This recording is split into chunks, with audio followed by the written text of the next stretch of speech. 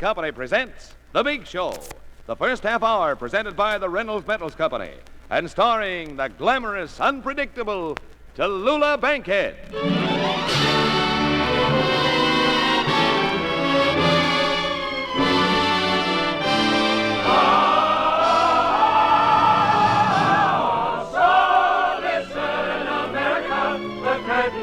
America, we're going to fill your parlor full of stars. For the next hour and 30 minutes, you will be entertained by some of the biggest names in show business. Such bright stars as Jack Carson, Jimmy Durante, Ed Archie Gardner, The Ink Spot, James Mason, Pamela Mason, Dorothy Sarnoff, Herb Schreiner, Meredith Wilson.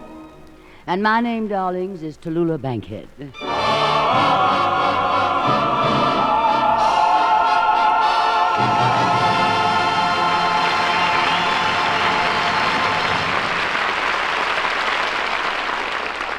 Well, darlings, there's been something radically wrong going on behind the scenes on the show this week. I can't understand it. I've been rehearsing with this cast for 2 days now, and they're all still speaking to me. Heaven knows I've tried. I've been my usual disagreeable self. But look at the faces of that motley group sitting over there. Have you ever seen a more revolting display of cheerful complacency? Oh, if I could read their thoughts. I wonder what's going on in that little twisted mind of Jack Carson, for instance. I should have walked out of the show yesterday when she called me Dennis Morgan. But I didn't. I'm a dope. Hey, if I'm a dope, I am Dennis Morgan. I can't walk out now because I know that I make such a magnificent picture sitting up here with my legs crossed and just 2 inches of hose showing. Gad, if I were only sitting in the audience looking at myself. I don't know what he's thinking, but he sure looks sloppy. Imagine wearing blue and brown socks, one blue sock and one brown sock. Oh, well, enough of Carson. Take a look at those 5 fellas over there. That singing group. I wonder what they're thinking about. If she calls us the Delta Rhythm Boys one more time, her jawbone won't be connected with her neck bone. Her neck bone won't be connected to her shoulder bone. I just wonder why those Delta Rhythm Boys keep staring at the back of my neck. Well, I wonder what James Mason is thinking. There he sits nervously twisting his script. What's on his mind? If this were but her throat between my hands, how simple would it be to twist and turn, and then to hear that welcome snap, which would extinguish forever the mawkish caterwauling of this poor player who struts and frets her hour and a half upon the stage and then is heard no more. And his wife, Pamela. Oh, what she must be thinking. what a ham I married. And as for Herb Schreiner, he's a nice boy from Indiana. He's the only one I really trust. I know what he's thinking. He understands me. I don't understand her. A country boy from Indiana. He must be quite impressed by this beautiful theater. Quite a barn, ain't it? Nice place to dry tobacco, though. Well, there's one man on the show tonight from Duffy's Tavern who confuses me completely. He's such an odd fellow, that Ed Gardner. So that's it. I'm an odd fella. Now I know why she got me on the show. She's a joiner, you know. She's got 2 Masons, a Schreiner, and I'm an odd fella. Well, now, let me see who else is there. Oh, and then there's that divine Dorothy Sarnoff from the Broadway musical production of The King and I. I'm not worried about what she's thinking, because I could have been in that play myself, and she knows it. They offered her the part, but she wouldn't shave off her hair to play the king.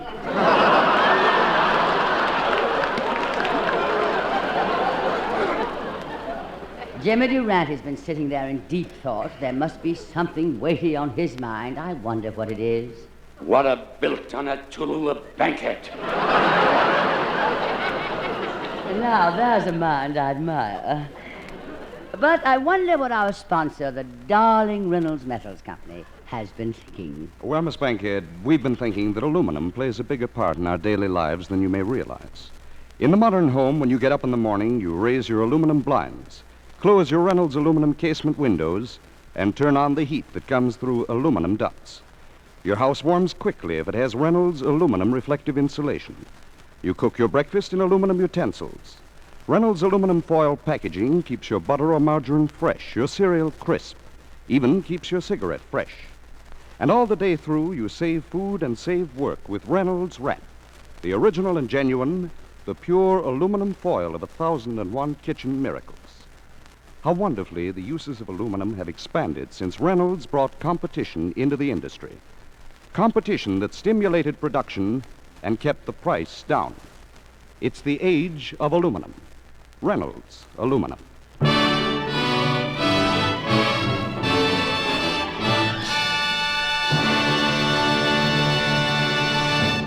You know, there are weeks when we have the most handsome, divine men on the show. And then again, there's this week. But we're always delighted to have with us a young comedian who really knows his job. When you give him a script, he gets the meat out of every line. He's always on the ball. What I'm trying to say is he's a real meatball, Jack Coffey.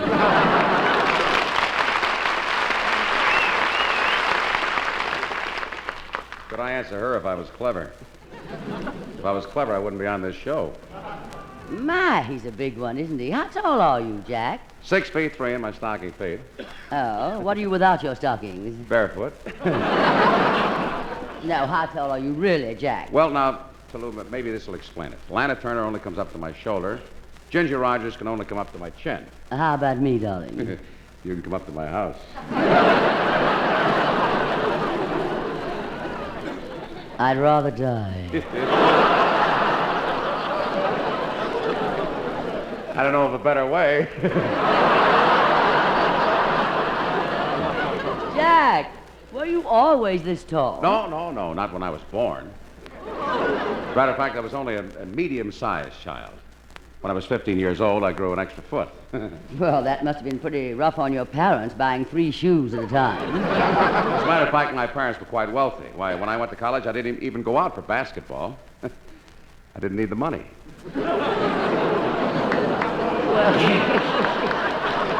Not to change the subject, Jack, but you sing, you dance. I'm surprised you've never been in a play on Broadway. You'd be just right for a musical. Musical? Mm-hmm. Not me. I've had plenty of offers. You know, some years ago, a couple of guys came to me about doing a musical. Silliest idea for a show I ever heard of. The first place, it was a cowboy story. Took place down in Texas or Wyoming or Oklahoma, I don't know. They didn't even have a chorus of girls to open up the show with. They wanted me to open the show and come out on the stage by myself with this cowboy outfit and sing something about, oh, what a beautiful morning. Oh, what a beautiful day. Imagine those two guys, no chorus or anything. Isn't that rich? Yes, they are. That musical ran 7 years. 7 years? Oh, what a beautiful morning. But, darling, think of it another way. With you in it, it wouldn't have run at all. Oh, well, thank you, Tallulah. That makes me feel much better. That's it. Now, take it easy. May I borrow your hanky? Well, of course, darling. Here you are. There, now, blow. Thank you, Tallulah. Goodbye. Ah, now, come back here. Why don't you put yourself together and sing us a medley of some of the hit songs from some of the hit shows you've turned down? Oh, now you're making fun of me. But honestly, Tallulah, how can you tell if a song's going to be a hit or not, especially when you examine the lyrics they write? Take an old standard song like, A Peg of My Heart. Listen to this.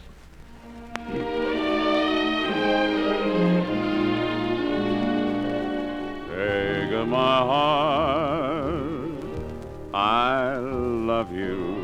Don't let us part. I love you. I always knew it would be you. Since I heard your lilting laughter, it's your Irish heart I'm after. Peg of my heart, your glances make my heart say, how's chances, come be my own. Come make your home in my heart.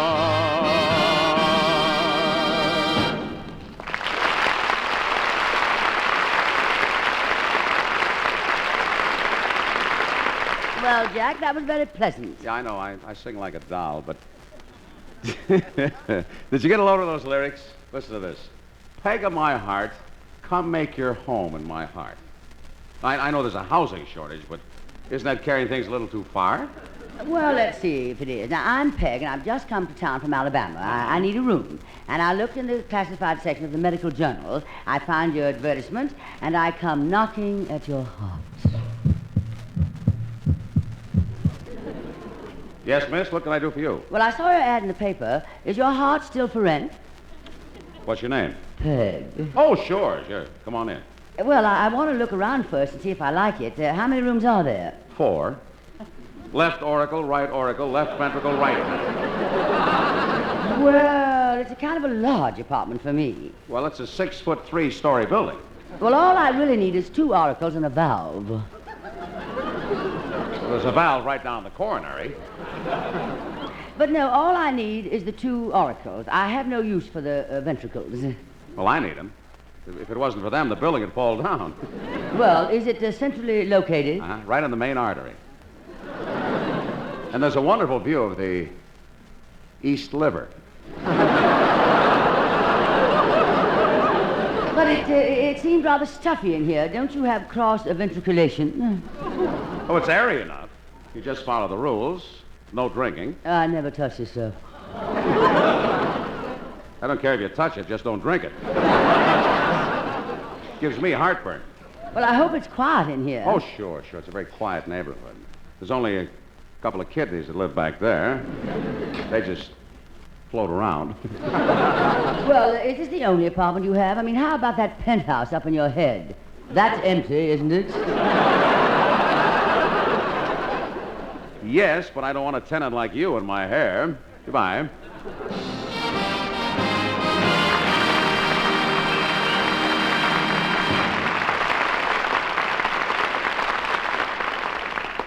And now, darlings, I want you to meet 2 tenants who moved into my heart a long time ago. James Mason, the distinguished actor of the British cinema and more recently Hollywood, and his talented wife, Pamela.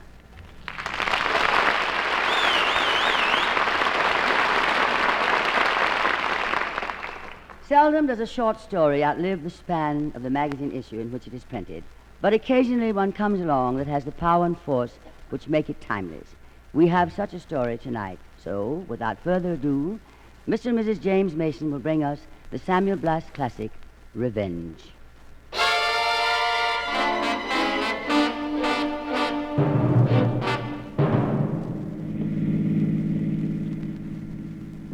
It's done. I killed as any man would have killed. I run as any man would run. Beside me, Elsa stares straight ahead at the highway. Her lips are blue and swollen, her face battered. Her expression is grave, almost serene, almost dead. How long ago was this morning? How many miles back to the glade where the breakfast she had cooked in the trailer had mingled its rich smells with the even richer smells of autumn? Look out there, dear. Have you ever seen anything so beautiful? Only you. You still think so? I've never thought anything else. Since the first day you entered my literature class 8 years ago. Oh, you looked so stern, so forbidding, so unapproachable. I thought you'd have a foul temper. Aye. Were you disappointed? No. I'm glad we had that tire puncture last night. That's a strange thing to be glad about. Only because it stranded us out here like this, away from the trailer camps. Away from everybody and everything. In 2 more days we'll be home again, and you'll have your classes, and I'll have the children again. I'm very grateful for these few hours, just the 2 of us. And I'm very grateful for you, Elsa. There'll be other days like this for us. Other years, other vacations. Not if you don't go and get that puncture repaired. Is there a town nearby? A place named Campbellton on the map. I think it should be about 12 miles. Good.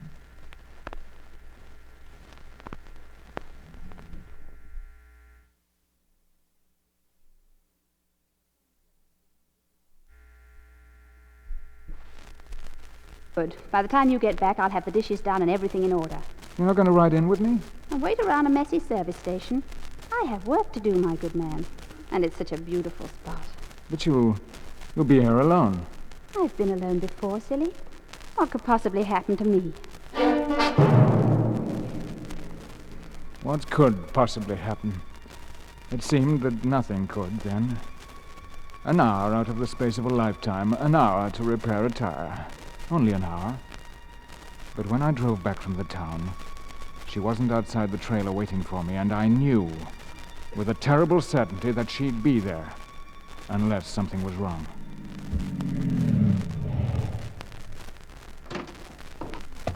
Elsa! Elsa, I'm back! Elsa! Elsa! Can't you hear me? Elsa! You hiding in here? Where? Elsa. She was there, huddled on the floor in the corner. She was crying without a sound, the tears mingling with the blood on her bruised and beaten face. She stared at me, dully, like a beaten animal. And then she started to whimper. He killed me. He killed me. What happened? Good heavens, Elsa, what happened to you? Don't touch me. Don't hurt me. Elsa, it's me. Me, Philip. What happened? Philip. He killed me, Philip. While you were gone, he killed me. Who, Elsa? Who did it, Elsa? Who did it? Salesman. Said he was a salesman. Elsa, get up. Let me carry you to the car. To a doctor. No, doctor. He's called police, newspaper, the children. Where is the man? Who was he? Salesman. Are you sure? Did he carry a sample case? A display? Yes. Case. He was passing on his way to town. He saw the trailer. I told him we didn't need anything. Then he hit me, Philip. He wouldn't stop. He killed me. I washed her face, the way I'd wash the face of a child. She stared at me blankly, as though all feeling had stopped, as though the world had stopped for both of us. I changed the trailer tire, and she stood there watching me with those same leaden eyes. When I finished, I took the thick, heavy jack handle and slipped it under the waistband of my trousers. I knew what I was going to do, what I had to do.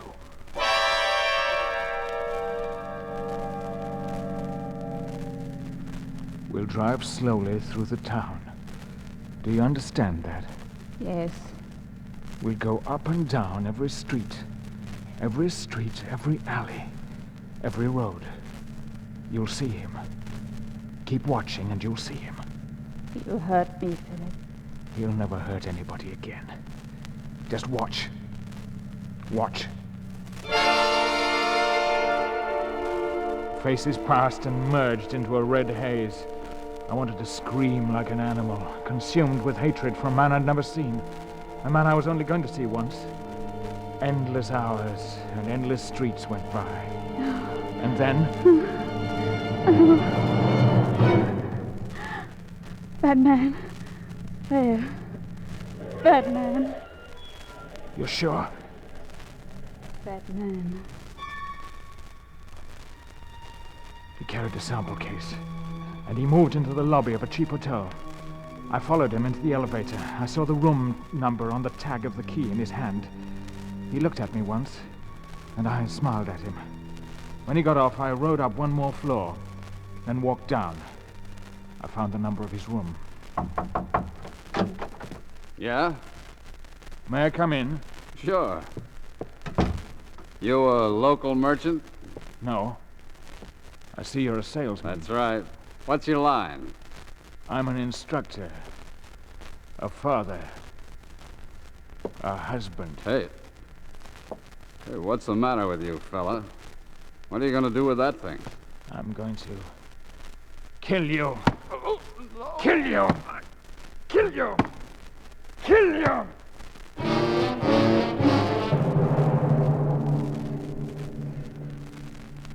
Elsa knows, but she sits in the car staring straight ahead. The motor hums in a vast silence. Square yellow signs blaze out of the darkness. Danger. Sharp curve ahead. The Revenge is behind now. Hours behind. 200 miles behind. A dead face. Blood on a cheap rug. A moment for death. A lifetime from a remembrance. Clocks can't be turned back. Nothing can be stopped or undone. A red sign glares out of the night like anger. Like a flame. Gasoline. Why are we stopping, Philip? Gasoline, dear. Oh, gasoline. The attendant is inside, making change for a customer. The man comes out, stuffing a receipt into his briefcase. Oh, that man, Philip. What? That man with the briefcase. Elsa. He's the one, Philip. He did it. That man. Elsa! My God! What have I done? Oh, my God!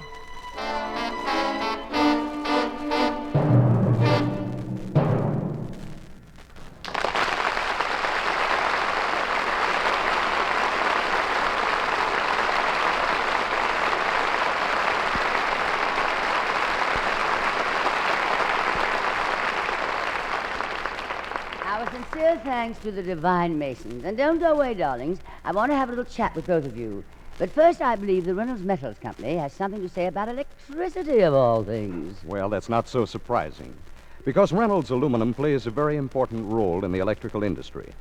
The electric power that brings you this program may well reach your home through aluminum cable. Reynolds Aluminum Cable. You see, aluminum started a revolution in this field, because aluminum is an excellent conductor, and yet it's the lightest in weight and the lowest in cost. Greater efficiency per pound and per dollar. Most of the nation's overhead lines are aluminum cable, aluminum wire around a steel core, and much of it comes from Reynolds' own huge cable mills. The conductors in generating stations and substations are also aluminum. And there's a lot of aluminum in your radio, in the motors that drive your washing machine, your refrigerator, your vacuum cleaner. Even light bulbs are being made with aluminum bases to go into aluminum sockets. This is both the electrical age and the age of aluminum. Reynolds Aluminum.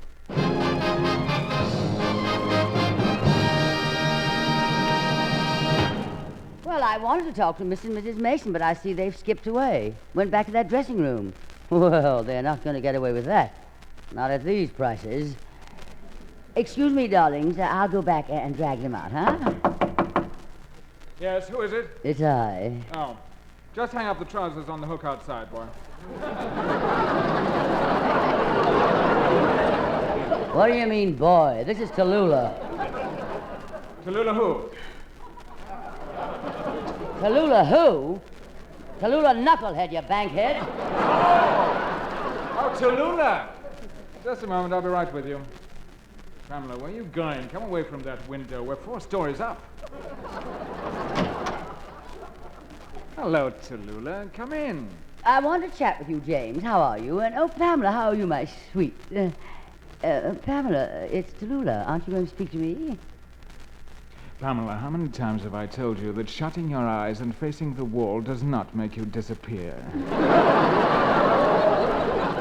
Oh, Tallulah, dear, I didn't see you. How nice of you to come back. Been lovely having this long chat with you. Good night, dear. Just a moment. You pint-sized, broad-A Dagmar. Now, Tallulah, you know I adore you. Every time we meet, you always start that old argument about American actresses being superior to English actresses. Just because years ago Vivian Leigh played Scarlett O'Hara, you've never gotten over it. Well, I've never forgiven her for getting that part. Yes, I know. You think you could have played Scarlett O'Hara? Play Scarlett O'Hara? I am Scarlett O'Hara.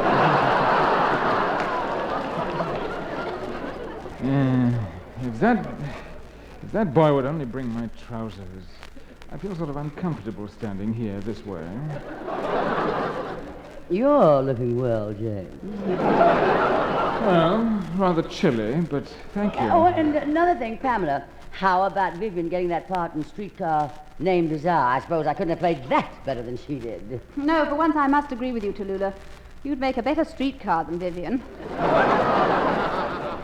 And Gertrude Lawrence, a darling person, of course, but there's another one of your countrywomen getting that part in The King and I. It's funny they never offer you any of these parts, Tallulah. They did offer it to me, but I objected to the billing, because they wouldn't change the name of the play to I and the King. Well, I've got to run, darling. I have a show to do. Oh, by the way, I'll be seeing you very soon. I'll be spending a week in Hollywood next week. Really? What a lovely week to be in New York. Idly sweet. Well, good night. See you two later. Good night, Tallulah. Good night, dear. Ah, there goes a woman, my dear. Yes, she's so dynamic, so forceful. Wherever does she get all that energy? And she always looks so wonderful. And always the actress in the true tradition of the theatre. Didn't have that silly little byplay about the billing, I and the King. Yes, that was funny, wasn't it? Yes. James, dear, Uh-huh. I've been thinking, I and the King. When we're introduced on a show like this, shouldn't it be Mrs. and Mr. Pamela Mason? Oh, Pamela, you're not going to start that all over again.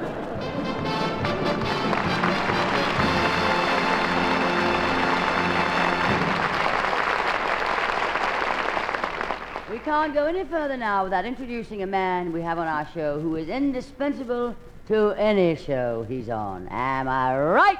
Right! Oh, you can't have a show without the Randy. You gotta have the fabulous James. You can hear him high above the saxes and brass. That's the only way to give the brasses some class. That's the way to give him what appeals to the mass. You gotta give Jimmy a no-go, or mister, you ain't got no show.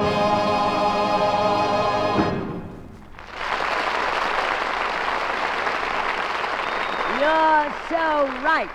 And we are not going to do without Durante any longer, for here he is singing in my strutaway, the one and only Jimmy Durante.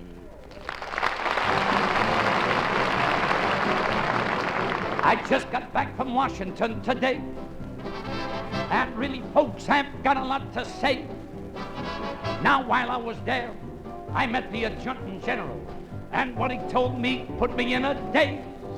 Why, for days and days and days and days and days and days for a week.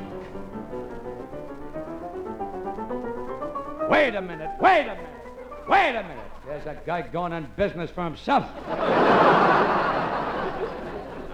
The Adjutant General says, Jimmy, you've been invited to entertain at the White House.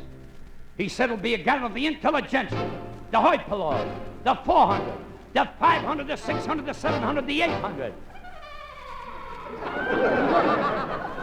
Everywhere you go, critics. Then he said, Jimmy, what do you do when you're called upon to entertain? I said, Mr. Adjutant General, what'll I do?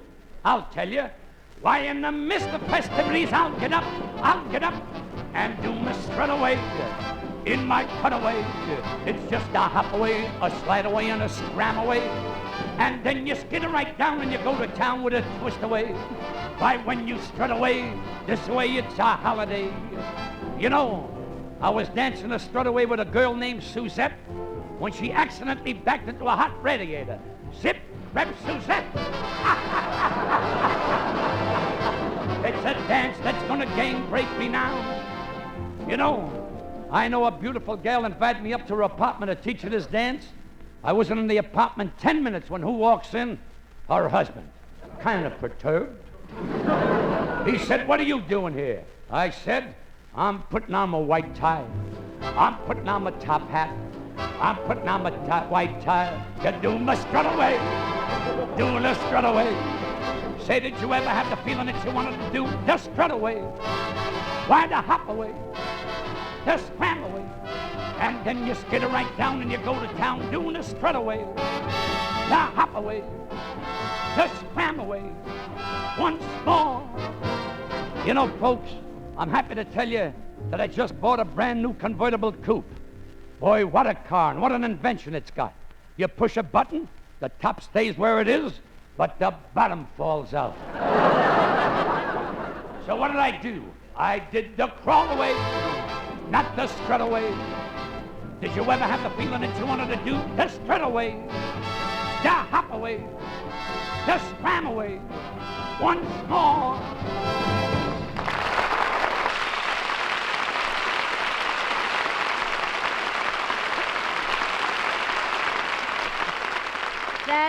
Thank you, Jimmy, darling. Come here, my sweet. I want to talk to you. Yes, Chalou? Oh, just a moment, Jimmy, darling. Before I have a word with you, let's hear a last word from Reynolds, although I know we'll never hear a last word about Reynolds Aluminum. No, for there never will be an end to the multiplying uses of aluminum. Of Reynolds Aluminum, since Reynolds is one of America's great producers.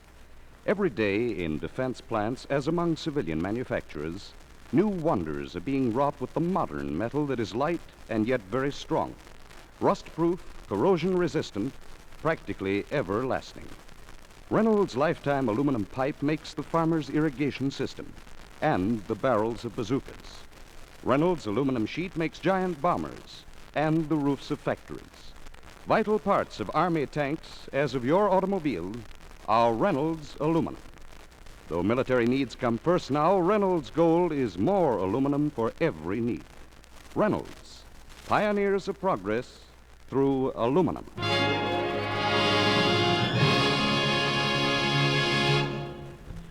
Okay, Chalou, I'm ready. Start talking. Oh, I'm sorry, Jimmy, but I must take time out now to ring my chimes. Will you wait here a moment? Rules, all the time new rules. What is this? Why, this is NBC, the National Broadcasting Company.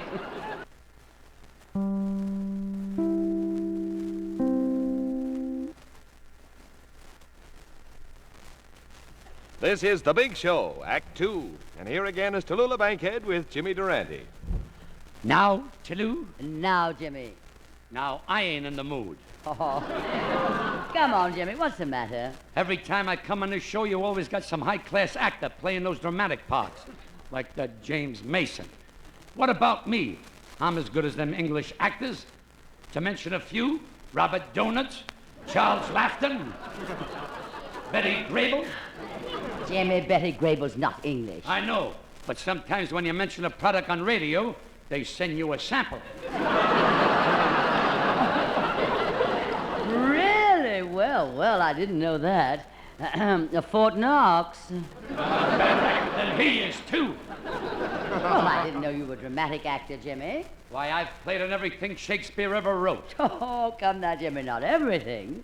Unless he's written something lately. Oh, I'd love to do a scene from Shakespeare with you, Jimmy. How about one of those warm, tender love scenes? Just you and I, darling. Okay. Come closer, closer. That's it. Go on, Jimmy. Look at me. Look at me, darling, and then you say... Is this a Dagmar which I see before me? How's that, Chalou? Well, that's very good, Jimmy, but I don't seem to recognize the line of Shakespeare. You don't recognize that famous scene from Mack Truck? That's the famous That's the famous sequel. Get me a... I thought this was one show I could go right through without a spit. Get me a doctor. I just split my participle. Jimmy, I didn't know that you were so well versed in the classics. When they wanted somebody to play Cyrano de Bergerac, did they ask me? No. They get some guy named Josephine Ferrer. He's a phony, him and his nose. He wears a falsie.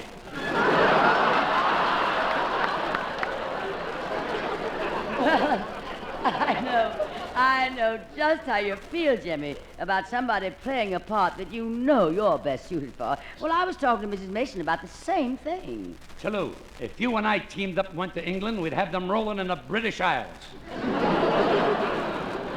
We'd be the greatest stars they ever saw. Who knows? The king might even knight us. Well, Sir James Durante. Well, Sir Tallulah Bankhead. Well, now, I'll tell you what, Jimmy. Let you and I play that scene the Mason just played. That story called Revenge. But, we'll need an extra player to play the salesman. Oh, I know. Maybe Jack Carson might oblige. Jack, darling. Yes, Tallulah? Would you care to take a part in the play that we're going to do? Play the part I'll of... do it. Well, wait a minute. Let me tell you what the part Doesn't is. matter. I'll take it. I'm not turning down anything anymore. It's liable to be a hit. Well, all right. Now, Jimmy, we're all set for revenge. We're going to do the sequel. Avenge, son of revenge. Meditate. Some music, if you please.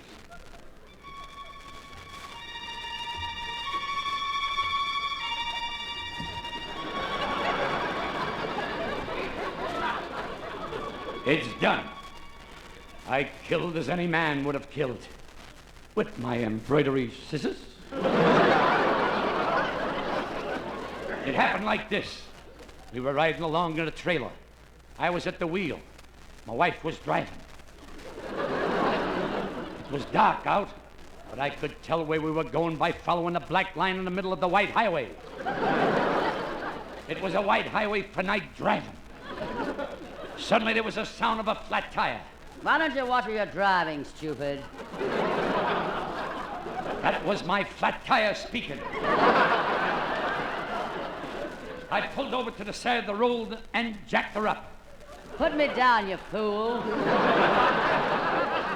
You'll have to go to town and get another tire. What's the nearest town? Tulsa. I'll start now. Will you be all right here alone? Well, I hope so. Of course, if a burglar breaks in, it'll be quite a shock. He'll get over it. Well, I'm off to Tulsa. How are you going to get there? I'll walk. It's only 400 miles.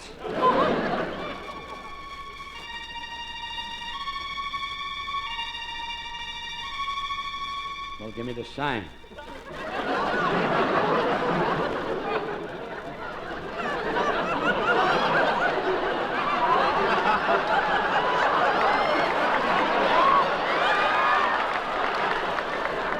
Believe me, I didn't lose my place.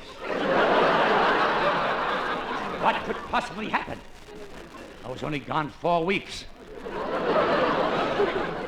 Nothing could happen to her. She can lick any man her weight. What a built on that gal. 4 short weeks, a fortnight. Wait a minute. I was only gone half that time. A tootnit. When I got back, everything was quiet.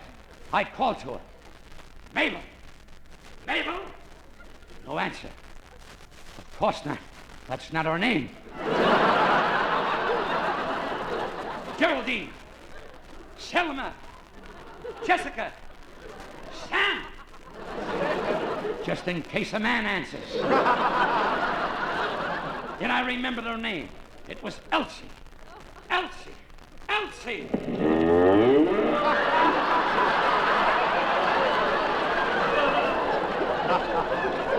There she was lying on the floor, the tears streaming down her bruised and beaten face.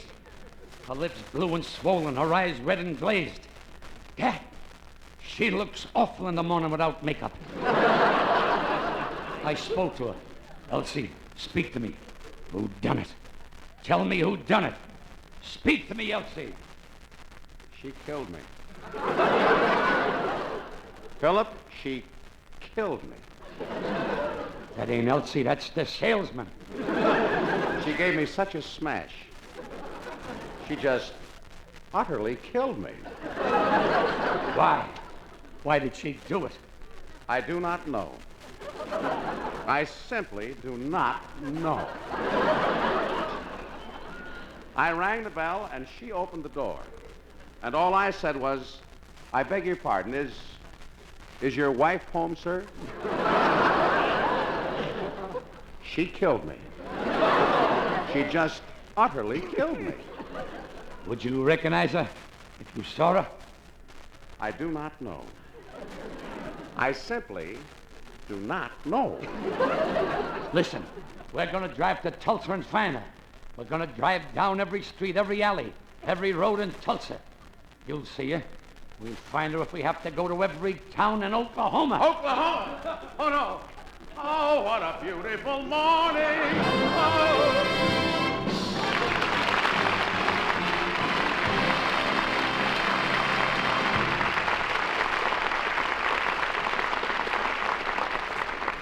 Charming and colorful are the words of the Broadway hit musical The King and I. And charming, colorful, and talented are the words for a young lady, one of the stars of that show, who's our guest tonight. I refer, of course, to Miss Dorothy Sanoff.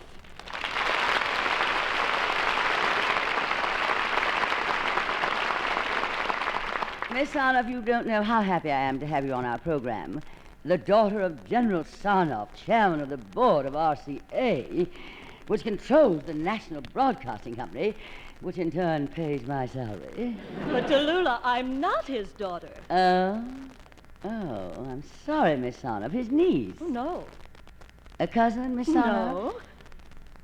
No. You know him, Miss Sarnoff. Oh, no. Well, tell me, Buster. You do own an RCA radio set. Oh, yes, Tallulah, I do. Oh, well, I knew there was some connection. Dorothy, I've been trying to buy 4 tickets for The King and I. You see, my 2 friends are celebrating their 12th anniversary. Oh, they're married? Yes, but not to each other. That's why they need 4 tickets. Well, good luck to you, Tallulah. I hope you get them. Well, now, let's put it this way.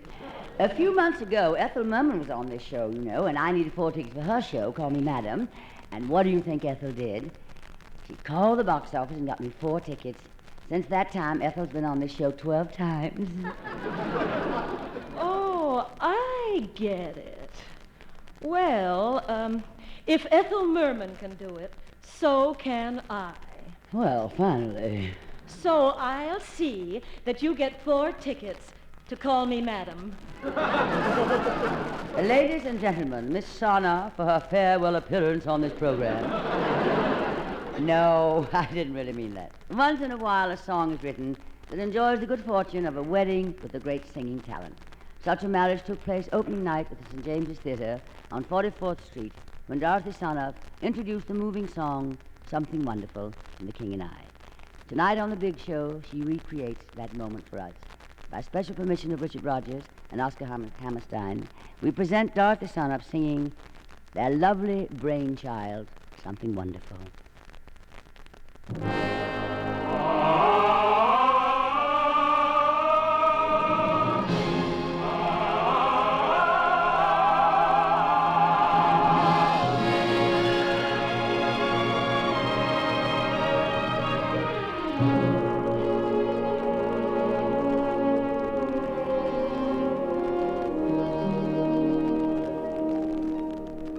This is a man who thinks with his heart.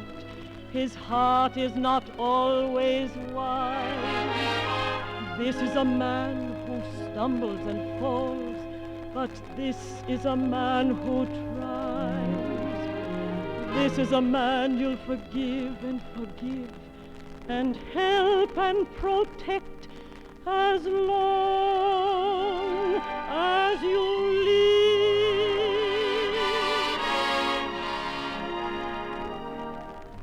He will not always say what you would have him say, but now and then he'll say something wonderful. The thoughtless things he'll do will hurt and worry you. Then all at once he'll do something wonderful. He has 1,000 dreams that won't come true. You know that he believes in them, and that's enough for you. You'll always go along, defend him when he's wrong, and tell him when he's strong, he is wonderful. He'll always be your love, and so he'll get your love. A man who needs your love can be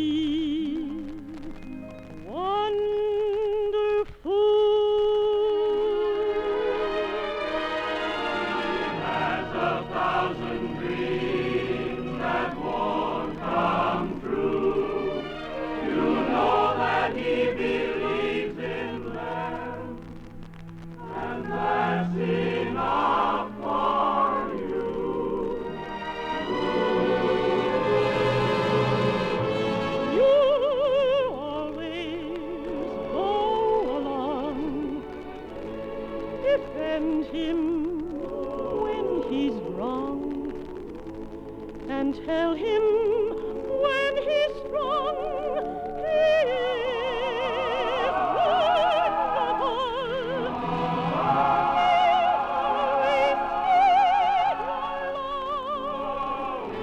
And so he'll get your love. A man who needs your love can be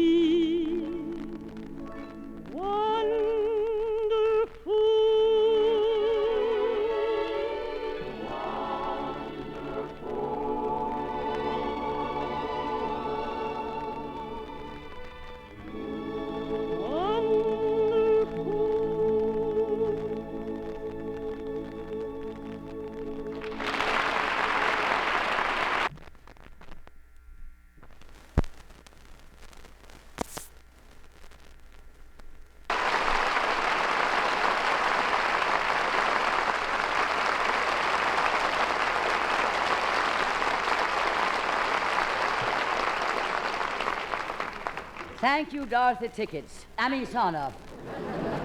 And if it turns out she is related to General Sarnoff, consult your local newspapers for my new show, A New Network. And now, darlings, I think it's time to... Look, Elsa, can I talk here for a minute? What is it, Archie?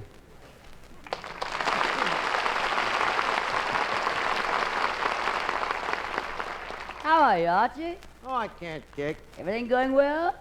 No, I can't kick. I bent down to pick up a customer at the tavern and I banged me knee. Oh, I am sorry. Stiff? He'd been laying there for 3 days.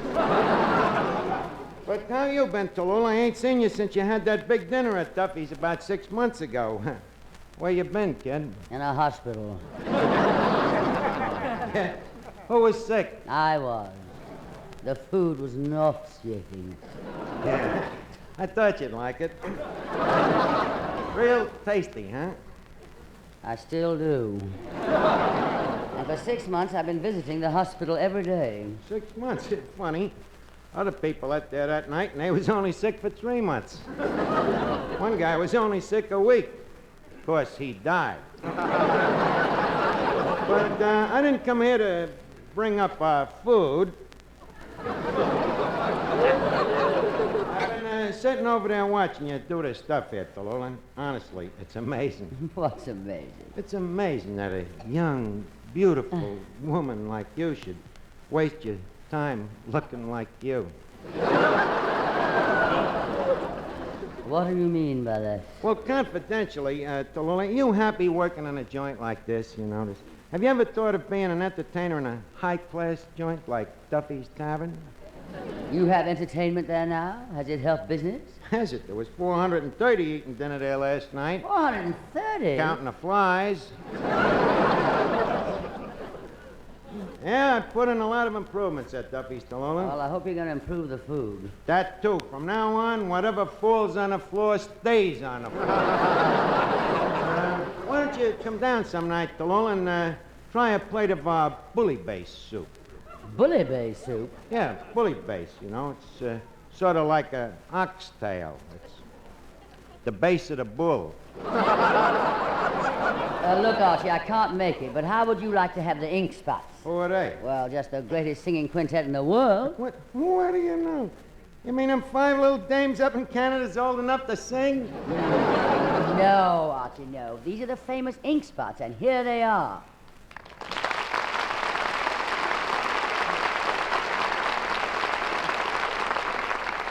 All right, fellas, how about showing this Archie man who the ink spots are? Give him a sample of Java Jive. Meredith, if you please.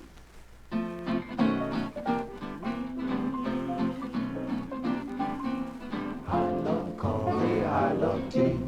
I love the jabber jive and it loves me. Coffee and tea and the jabber and me. A cup, a cup, a cup, a cup, a cup. Boy, I love jabber, sweet and hot. Who's a Mr. Moto? I'm a coffee pot.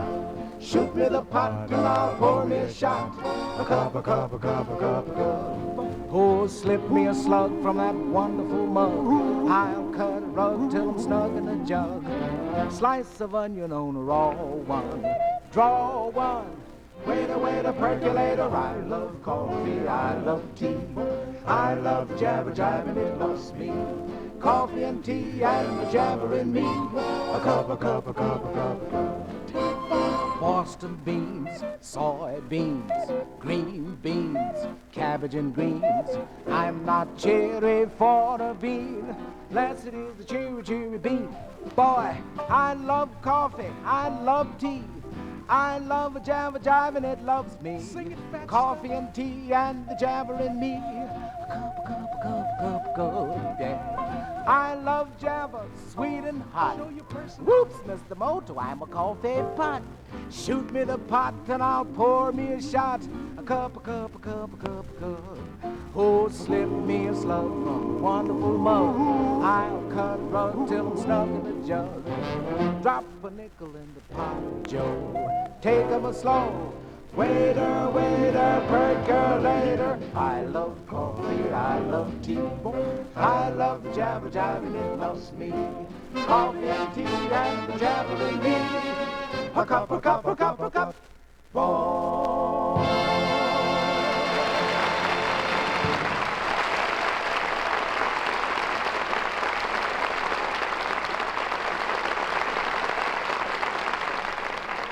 Swelling's wonderful. Do you want to use them at Duffy's? I think so. At the tavern, a few extra spots won't show. Tell you what I'll do. I'll use them if you'll throw in that little musical combo you got back there. Oh, Meredith Wilson's orchestra? Yeah, what is that? Is that another quintet? A quintet? We have 47 men in that orchestra. They should have put a dame in it and made it a sextet. I wonder if I could possibly prevail upon this aggravation to honor us with their presence. Well, why don't you let me ask him? I'll ask him privately. You sit down over there, darling. I'll be right back. Meredith, darling? Yes, Miss Bankhead? Meredith.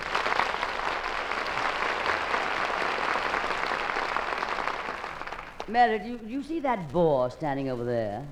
Bored? Well, what's the matter, Miss Bankhead? Don't you like me anymore? Like you? I adore you. Well, you used to say I was a bore. Now you got another bore on the program. Have I offended you in any way? No, of course not, darling. You're a regular bore. He's only a guest bore. Oh, well, that's good. I feel better already. Now, if at any time I become less boring, you'll be sure and tell me, won't you? A little chance of that, darling. Anyway, he's Archie, you know, from Duffy's Tavern, and he'd like you and the orchestra to come down and play for him. What do you say? Well, sir, Miss Bankhead.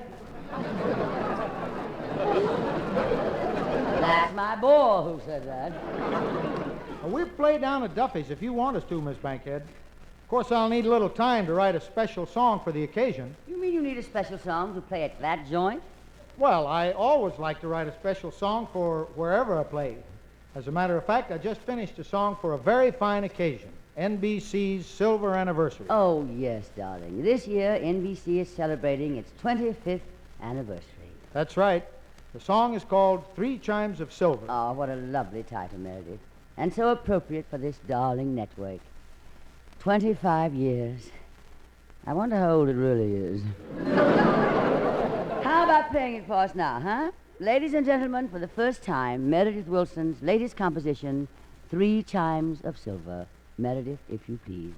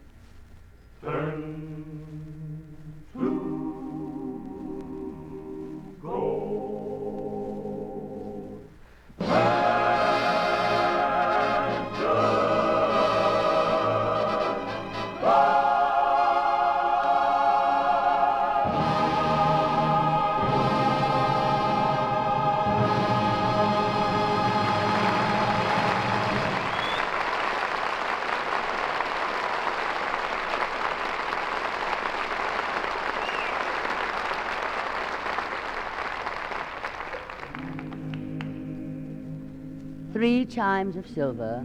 There you are, stations of our network, your silver anniversary theme song. And now I'll take a moment before we come back to ring my darling chimes of silver. This is NBC, the National Broadcasting Company.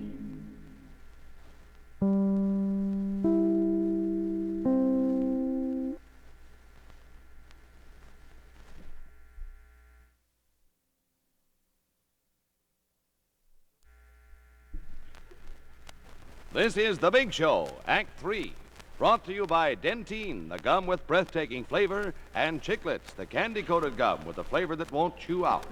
By Chesterfield, sound off for Chesterfield. Get something new, something no other cigarette has. Chesterfield mildness plus no unpleasant aftertaste. And by Anacin, for fast relief from pain of headache, neuritis, and neuralgia. And here again is Tallulah Bankhead. Last year, a young man from Indiana came on our show and in a few short appearances scored one of the resounding successes of our season. His name, Herb Schreiner.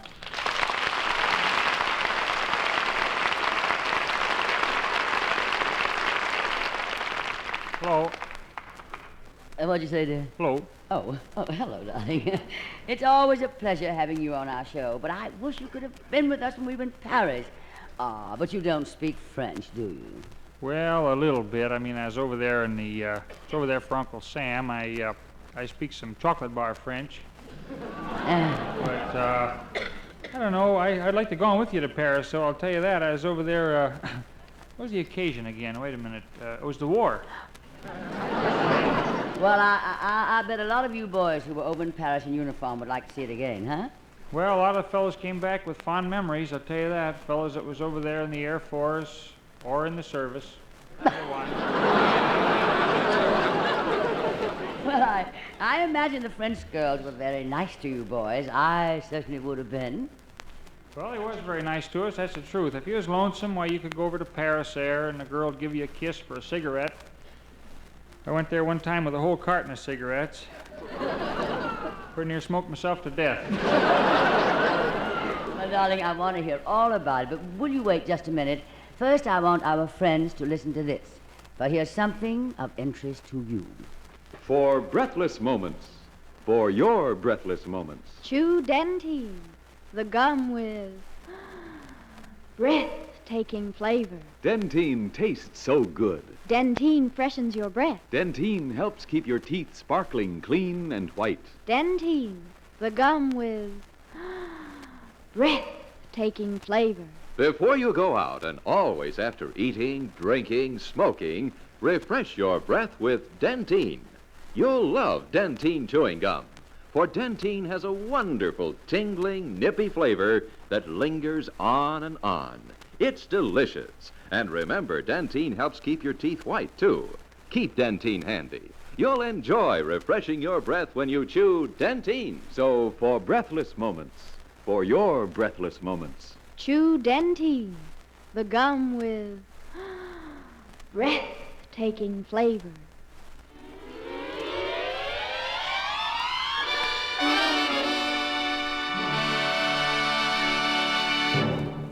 Now, Herb Schreiner, what were we talking about? Oh, yes, of course. It was about the girls in Paris, wasn't it? Or was it something else? I didn't realize there was anything else over there. Well, Herb, by the sound of things, you boys must have hated to leave the French girls, didn't you? Well, we sure did, I'll tell you that. It was kind of, we were awfully glad to get out, though, in a way. I'll tell you the truth, it was time to leave. All the soldiers was coming back. French soldiers, I mean. But, I know I came home. I suppose you folks had a good time while you was putting on the big show over there, and I, even though it was kind of fun, I was anxious to get back. I went back to my hometown, and as soon as I got out of the service, I started looking for some work. I must have been a little crazy or something, I guess. I don't know. I was trying to get a job. I wanted to go back to the general store where I used to work when I was a kid. I had, well, it was my grandfather's general store, and, we used to do that. Kids would usually take a little job to earn a little spending money in those days. Today the kids are getting a lot more for it, of course. Today I heard of a kid just about 2 days ago. His mother hired him to do some odd jobs around the house, and he was charging so much for it, he was hiring his father to do the work. I never forget working though myself. I was at the general store. I used to get over there, and it was kind of always an easy job. To tell you the truth, the store didn't open until 6 in the morning. Gave me plenty of time to lay in bed there. And it was always kind of nice. It wasn't a store like you have today anymore. This was just one of these little small stores, and they used to sell everything in there from marshmallows to sheep dip, and it was sort of, I mean, there was, everything smelled like kerosene that you bought, of course. Everything came in open boxes, too. You didn't get any canned stuff much. Usually the boxes was kind of handy, too. There'd be raisins in one box, and prunes, and oatmeal, and all that stuff, and if you wanted anything, you just kind of reach in and grab it. In fact, that was my grandfather's slogan for the store: we handle everything. But he was kind of a nice old fellow. The trouble with the boxes being open like that, of course, you'd go after some prunes or raisins or something, the cat would be sitting in them. But it was a nice little store anyways, and plenty of work to do for two kids. Kept two of us busy. There was another kid to help me. There was a kid I went to school with. We was in the 3rd grade together, and well, he's still out there in school. I don't know. He's in the 3rd grade so long they finally made him janitor. We had quite a few jobs. My job was, I used to get in there Saturday mornings, for example. I'd get in at about 7:30 usually, and I'd dust the penny candy. Had to keep it neat. And then I would, I'd trim the windows, which was a kind of easy job. We didn't trim them like you do here at Saks Fifth Avenue or anything like that. We'd just put clean flypaper in the window. And that was about it. Sometimes we wash the cat, put him back in the window. But anyways, I had another job. I used to take care of the Cracker Barrel. There was a big Cracker Barrel in the center of the store, and the fellows that came in used to snitch crackers so bad. So my grandfather put a snapping turtle in the barrel. And on Saturdays, I used to have to walk the turtle. Had to keep it sanitary. My grandfather was a bug on cleanliness, I'll tell you that. What I'd do, I'd usually, by that time the day was about shot, and then around 4 o'clock in the afternoon, I'd spend the rest of the day delivering sheep dip. And I'd usually wear my good clothes, and then I'd go right from there to the dance. And I remember the clothes I was wearing at the time. In fact, I bought my first suit at that store. How do you like it? It was just a stroke of luck that I got it, too. It was one of these suits, and you'd be surprised, the story behind it. It was, Sears Roebuck sent that suit, and it was a mistake. I didn't even order a suit. I'd sent away for a pair of snowshoes. I was going to a dance. But I was never very lucky with clothes. I've had an awful lot of luck. For instance, I had a white suit that I bought from that same outfit. It was a beautiful looking white corduroy, and I had it pressed and left a Hershey bar in the pocket.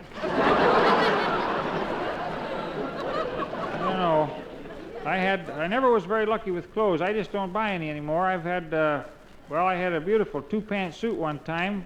Somebody burned a hole in my coat.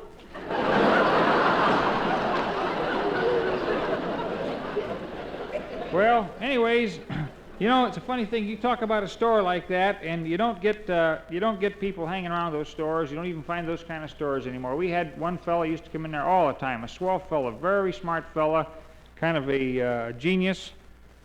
Wasn't really a genius either. I mean, he was on the order of, he's kind of a goof is what he was, to tell you the truth. But I'll tell you how he happened to come in there. In fact, it was a very odd case. They found him in there one day by the little post office desk. He was drawing mustaches on these criminal wanted posters, government posters. And they called the sheriff, and he grabbed him, going to run him in. But the fellow proved that it was his own picture he was drawing the mustaches on. That let him go. Well, anyways, I don't want to get too sentimental here, but I'll tell you, things ain't what they used to be. And they never was either. You'd be surprised. Just the The general stores have started to fade out. In fact, people do most of their shopping now from Sears Roebuck catalogs out in the small towns. Well, you'll take a catalog and you'll figure out what you want from it, look through it, and then when you get back up the house, if you still want it, why, you send it away.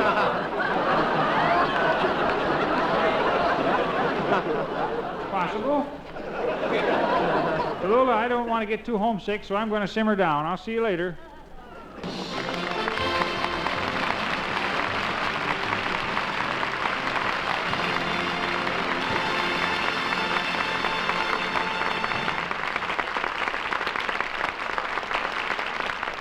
Thank you, Herb Schreiner, darling, and good luck to you on your new TV show.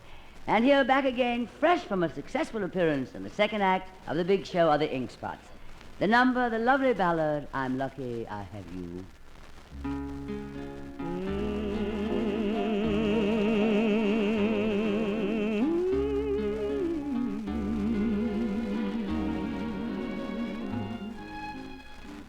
Life may grieve me, friends may leave me. What if they all do? I won't cry. Why should I? I'm lucky I have you. Fate may cheat me. Time mistreat me. All my plans fall through. I won't cry. Why should I? I'm lucky I have you. If blue skies above should turn to gray, the light of your love will brighten the day. Stars may tumble, dreams may crumble, darling, if they do, I won't cry. Why should I? I'm lucky I have you.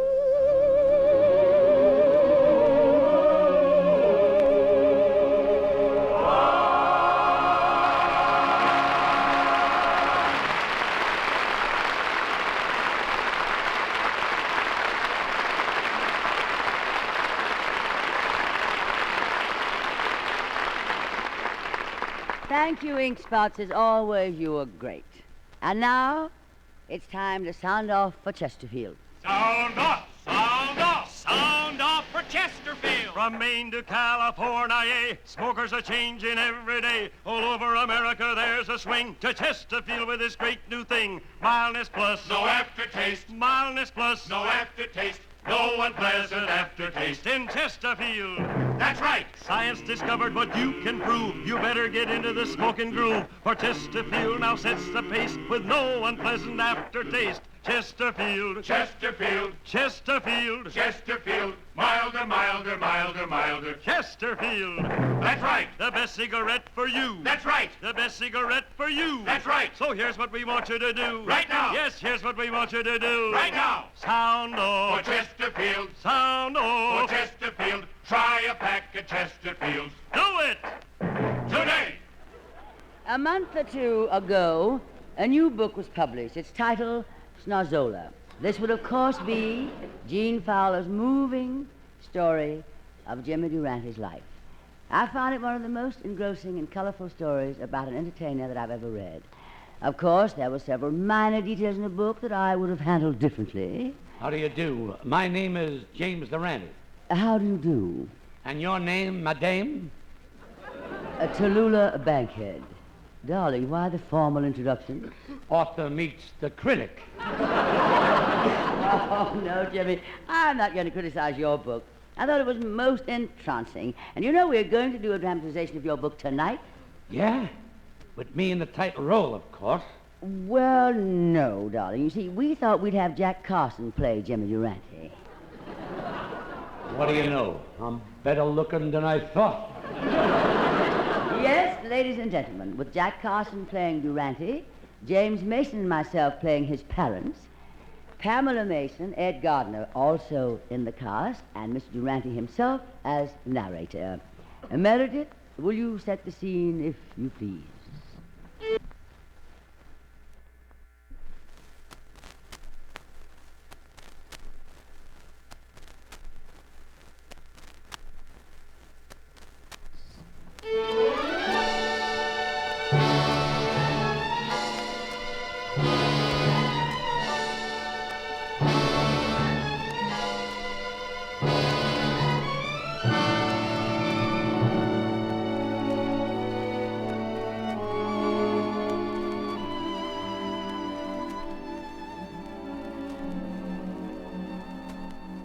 James Durante, actor, author, bon vivant, musician, singer, baby, was born on February 10th, 1893, 35 years ago.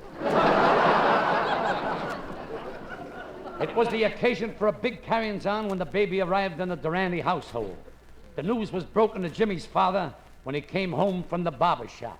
Oh, darling, darling, are you home already? Yes, dear. And what a ruggy day it was at the tonsorial parlor. Ah, well, you must be tired. Sit down and rest. Dinner'll be ready in just a few minutes, darling. Dinner not ready yet. I'm starved. Oh, I'm sorry, darling, but I had a rough day, too. I had to do the laundry, clean every closet in the house, wax the floors, have a baby, go to the superette market, take the car in. What? What did you say? What was that? Go to the supermarket? Again? Well, I had to get some pablum. I don't like pablum. I told you that once, that I didn't like pablum. But, darling, it's not for you. It's for the baby. I told you I had a baby today. Oh, really? How clever of you.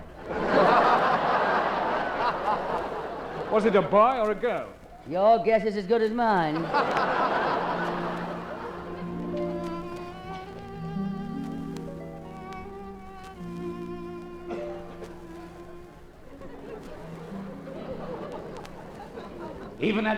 Even at that early age, James Durante had him guessing. I wouldn't tell him if I was a boy or a girl. I'm no stool pigeon.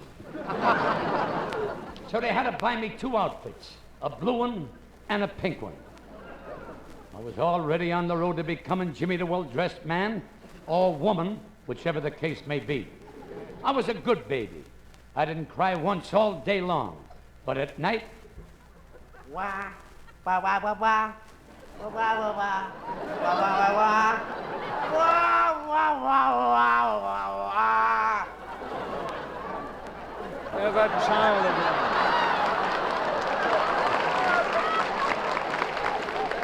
Why doesn't somebody shut him or her up? Well, darling, he or she wants its formula. Give it the formula. Oh, very well. Here you are. This'll keep you quiet. Okay, dear, you can go back to sleep. We won't hear from the child again anymore now. Oh, did you give it the formula? Yes, I gave it E equals MC squared. E equals MC squared? Why, that's Einstein's formula for atomic energy. Yes, I know.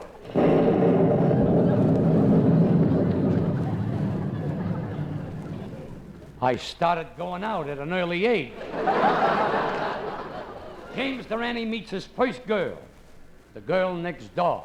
Hey, what you doing, huh? What's your name, huh? Where you going, huh? What you got in your hand, huh? Where'd you get it, huh? Don't be so nosy. Nosy? If I'd have listened to her, I'd have been a bum. A handsome bum, but a bum. We went to the same school together, that little girl and me. I was in the 3rd grade, and she was in kindergarten. The next year, she was in the 1st grade, and I was in the 3rd grade. The next year, she was in the 2nd grade, and I was in the 3rd grade. The next year, she was in the 3rd grade, and I was in the 2nd grade. She lapped me. But I studied hard and we graduated together. She graduated from college, and I graduated from the second grade. The years passed, but I didn't. Then one night underneath the Brooklyn moon, I got up the courage to ask her the question. Pamela, Yes, Jimmy? are you a girl? Yes, Jimmy. Thank goodness. Then I must be a boy. I'll be right back. Wait a minute. Where are you going? Now that I know, I'm going home and take off this skirt. That was the turning point of my career. I decided to go on the stage. I went home and told my mater. She was very sympathetic. You are not going on the stage, James. Your education has been neglected. You can't even talk good English. Now, I've got a private English instructor for you. This is my son. And your name is? Professor Archie. Hiya, kid. I'm going to learn you how to talk good English. I ain't got no time for English. I don't have to learn. I'm going into show business. I ain't got no time for nothing but show business. I ain't got no time for you, neither. Crummy jerk, ain't he? That's one of my problems. He always keeps saying, I ain't got. What should I do about it? Get him some. Look, kid, now you gotta learn how to talk English. Suppose you're out with a broad. I mean, a tomato, a dame. I ain't interested in dames. I see I gotta learn this kid more than English.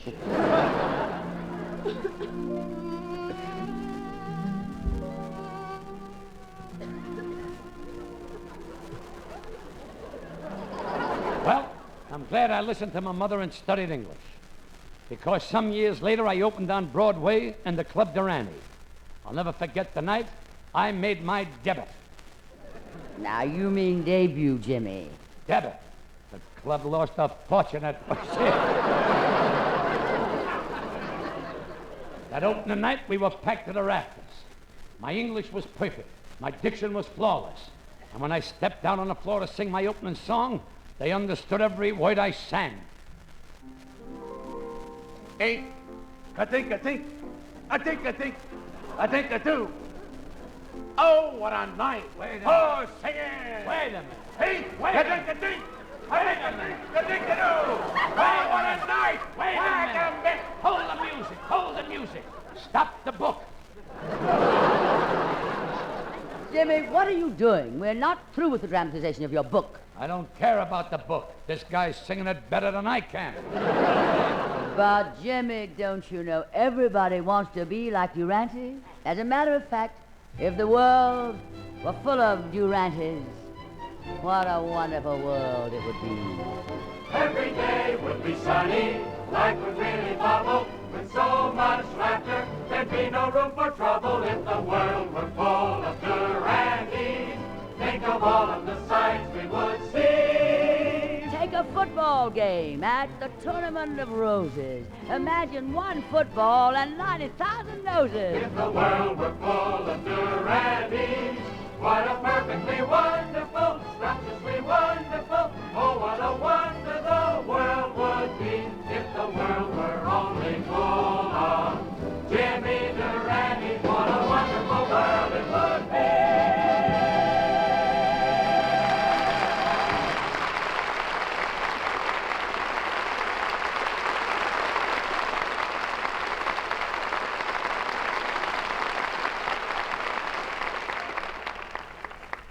If you would like to know a quick, easy way to ease the pain of a headache, neuritis, or neuralgia, then by all means try Anacin. Your own dentist or physician may have, at one time or another, have handed you an envelope containing Anacin tablets. Then you already know how incredibly fast and effectively Anacin brings relief.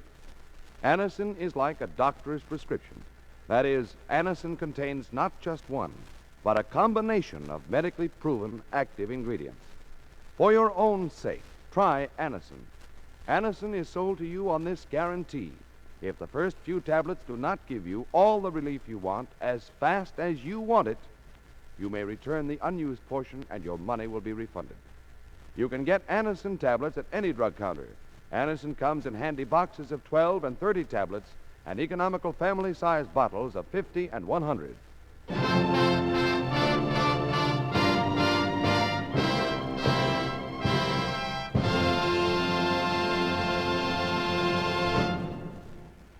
Well, darlings, our show is almost coming to a close. Our cast seems smug and complacent enough as they sit over there staring at me. Pamela Mason is giving me one of her sweetest smiles. I wonder what she's thinking. Another 5 minutes, I can wipe this idiotic grin off my face. And Dorothy Sarnoff seems quite happy, even if she didn't come across with any tickets for her show. I had 4 tickets to give her, but they're way back in the 3rd row, and knowing how her eyes are, And these 5 wonderful singers, the Delta Rhythm Boys. I wonder what they're thinking. Censored. And then there's that darling Herb Schreiner. He keeps staring at me. I wonder what's on his mind. Almost 8 o'clock. If I was back in Indiana, it'd be just time to slop the hogs. Oh, of course, I know what Jimmy Durante is thinking. What a built on that Dorothy Sarnoff. How fickle can you be? Well, maybe Ed Gardner's thinking something pleasant about me. What a built on that Pamela Mason. Well, I'll try another man. I wonder what Jack Carson is thinking. What a built on that Jack Carson. But I still have one more chance. Ah, James Mason. What a built on that... Ouch! I was thinking of you, honestly. Oh, well, what's the use? I never have the wives on my side. C'est la vie. Well, that's about all the time we have left now. We're off for Hollywood tonight, where next week our guests will be Joan Davis, Judy Holliday, Herb Jeffries, Evelyn Knight, Groucho Marx, George Sanders, and some big names, too. And, of course, our very own Meredith Wilson and the Big Show Orchestra and Chorus. Until then, may the good Lord bless and keep you, whether near or far away. James. May you find that long-awaited golden day today, Pamela. May your troubles all be small ones, and your fortune 10 times 10. Ed. May the good Lord bless and keep you till we meet again. Ink spots. May you walk with sunlight shining and a bluebird in every tree. Meredith. May there be a silver lining back of every cloud you see. Herb. Fill your dreams with sweet tomorrows. Never mind what might have been. Jimmy? May the good Lord bless and keep you till we meet again. Jack? May you long recall each rainbow, then you'll soon forget the rain. Dorothy? May the warm and tender memories be the ones that will remain. Fill your dreams with sweet tomorrows. Never mind what might have been. May the good Lord bless and keep you until we meet again. May the good Lord bless and keep you till we meet. Till we meet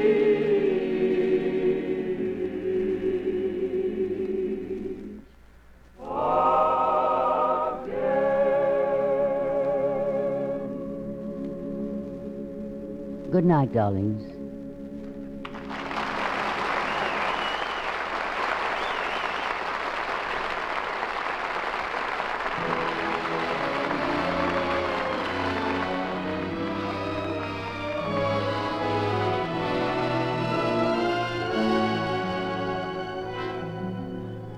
This portion of the Big Show has been brought to you by Dentine, the gum with breathtaking flavor, and Chiclets, the candy-coated gum with a flavor that won't chew out.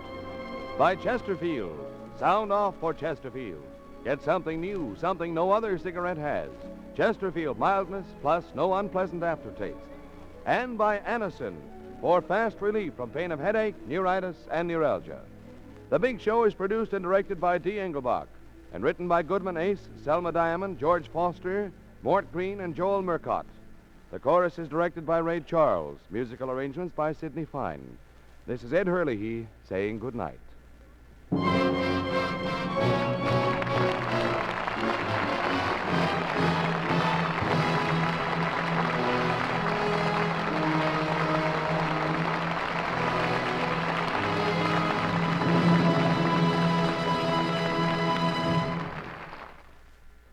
Hear Phil Harris and Alice Faye next on NBC.